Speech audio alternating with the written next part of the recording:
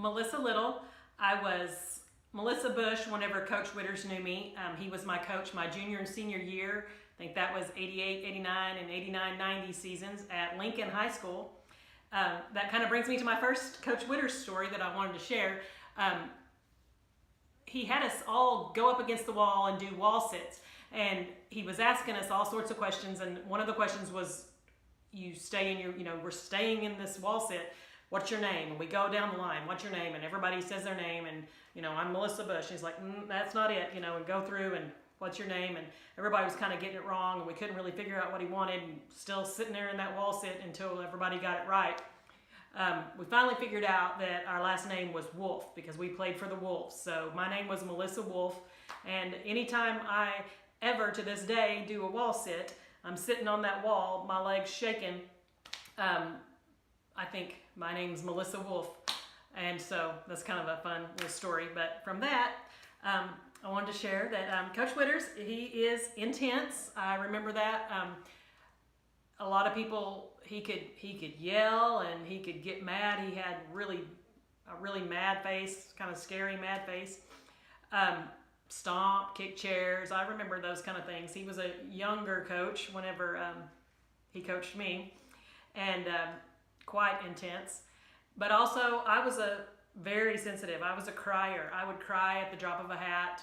If he looked at me, any kind of disapproval or disappointment in something that I'd done, I would tear up.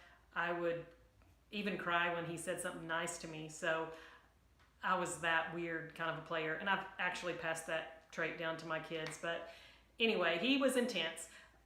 I loved what he did. He would always share these inspirational stories. We had a bulletin board in our locker room, and he would put up maybe articles or just quotes and things like that. And I had my locker filled with inspirational quotes because I just loved it so much.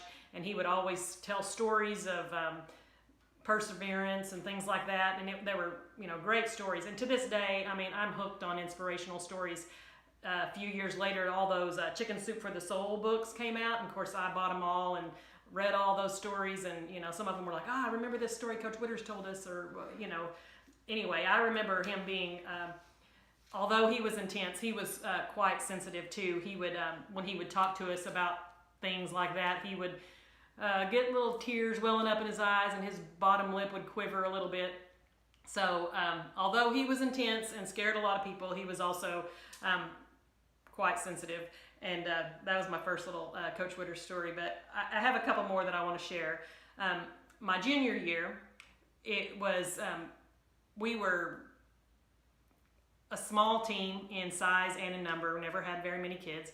And having bad practices and games. And Coach Widders had us all at the end of practice one day, ask us who all has life jackets. Say, if you have a life jacket, I need you to bring it tomorrow. I need you to bring, if you have extras, bring it. So everybody brought life jackets. We brought it to him in the morning, gave it to him in the coach's office, and went about our day and then had practice. And during our practice, he never really said anything about it.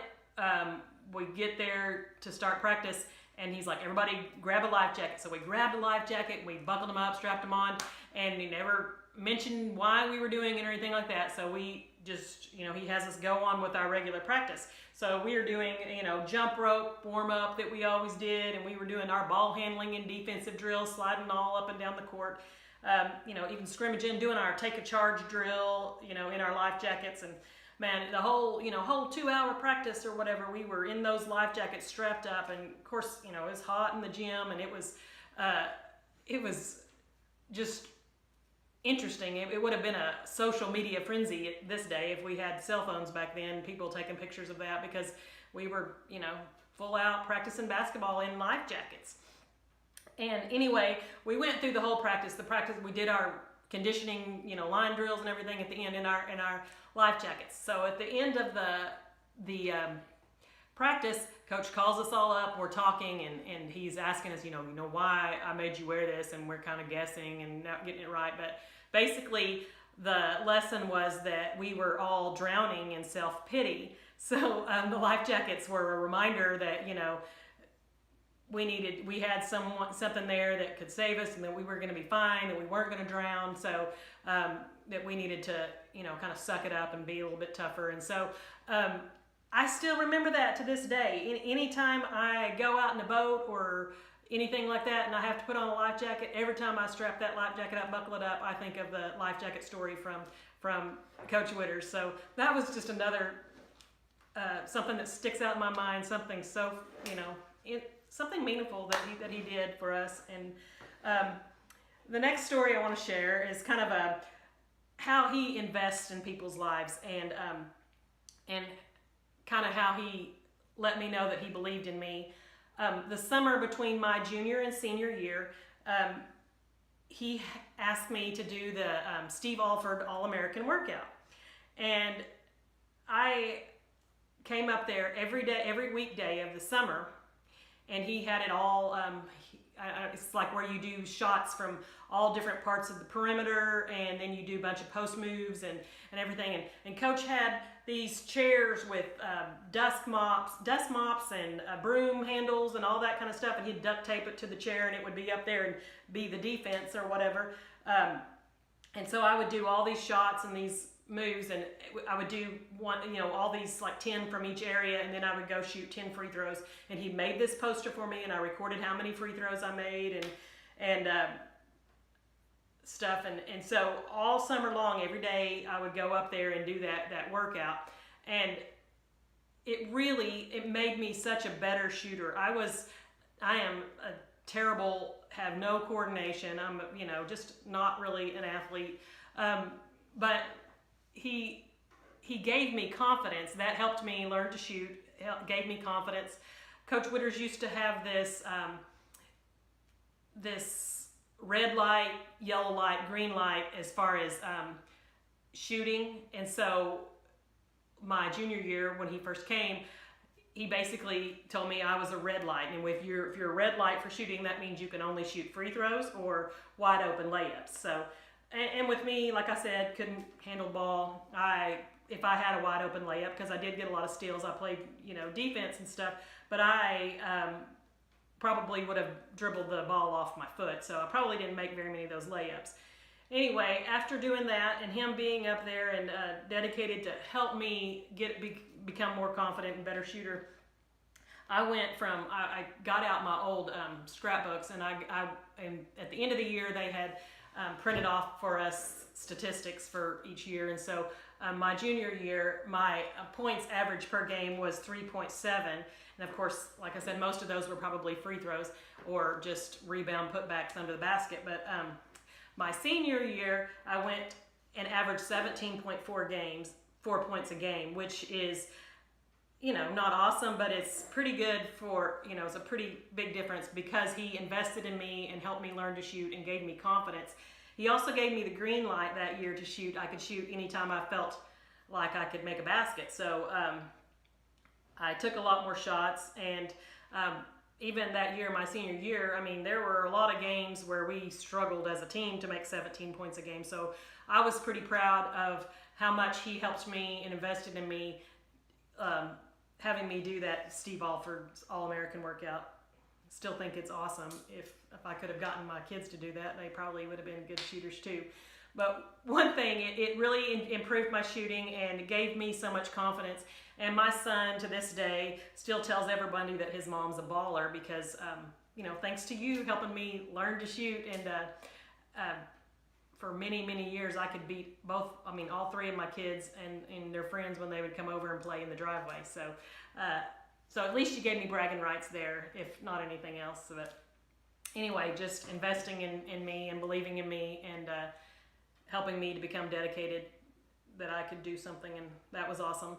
But I guess the last most important story about Coach Widders is we were upstairs in the gym early in the falls before my senior season had started. We were upstairs where we were lifting weights and jumping boxes and doing the dot drills and that kind of off-season workout type thing.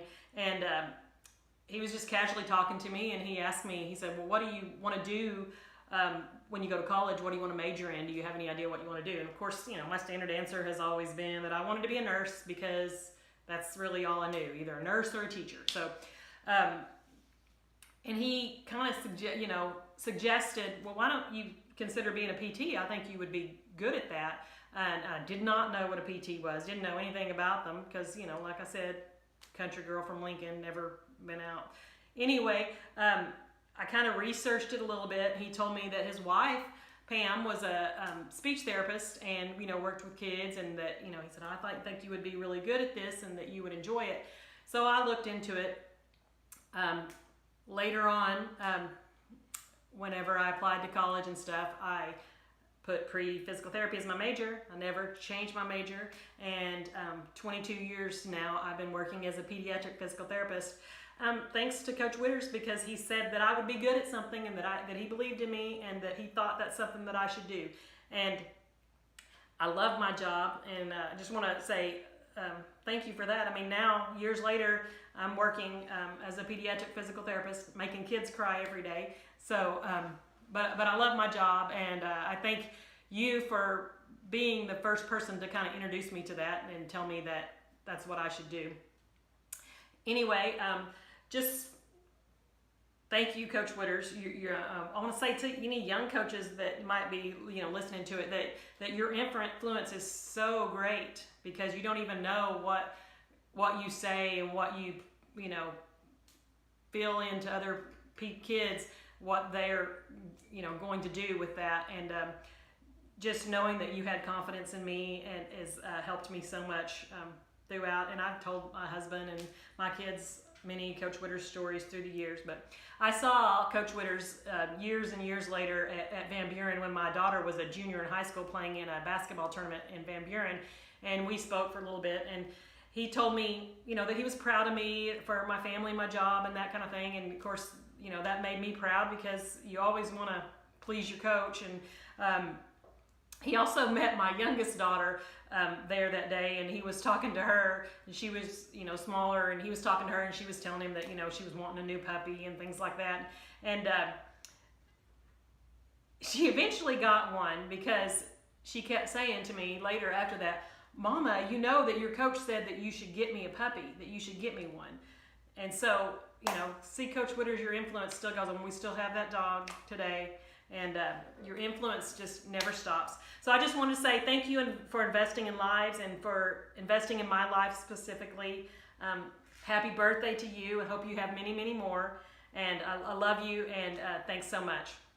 Thanks.